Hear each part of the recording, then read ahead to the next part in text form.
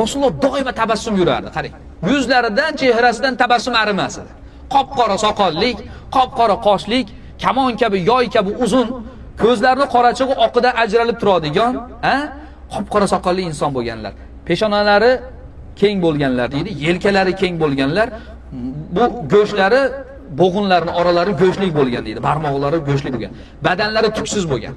Faqatgina shu gavdasidan kindiga tortilgan mayin mo'yi bo'lgan deydi, tuki bo'lganlar, boshqa badanda tuk bo'lmagan. Qop-qora soqolli bo'lgan, oq bo'lmagan. Doimo tabassum qilib yurardilar deydi.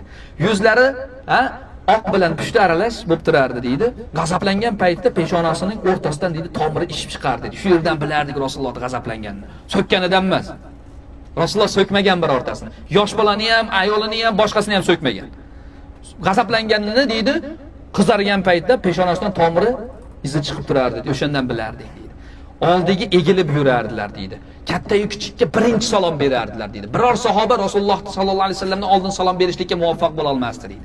Yosh bolaga ham salom berardi deydi. Yerda o'tirib, xon taxtada emas, yerga dasturxon solinib yeyishlikni yaxshi ko'rardi. O'ng qo'li bilan yerdilar deydi. Ovqatni yoqtirsalar yerdilar, yoqtirmasa yemardilar. Biror marta bir ovqatni yomonlamaganlar deydi. Yoqmasa yemardilar, yoqtirsa yerdilar deydi.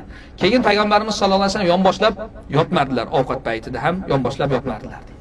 Payg'ambarimiz sallallohu alayhi vasallam ana shunday zot bo'lganlar. Bo'ylari o'rta bo'lgan, uzun ham bo'lmagan, qisqa ham bo'lmagan deydi. Sochlari qalin bilan mayinning o'rtasida bo'lgan deydi. Gur bo'lmagan deydi.